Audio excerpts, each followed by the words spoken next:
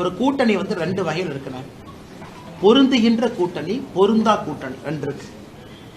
ஒரு சாம்பார் தூக்கி போடு, அதுக்குள்ள ரசத்தை ஊத்து, அதுக்குள்ள ஒரு 2 மோர் மிளகாய் அள்ளி போடு, அதுக்குள்ள 2 மிளகாய் கிள்ளி போடு, எல்லாத்தையும் போய் கிச்சடி பண்ணிட்டு மக்கள்கிட்ட சாப்பிடுங்கன்னா மக்கள் சாப்பிட மாட்டாங்க.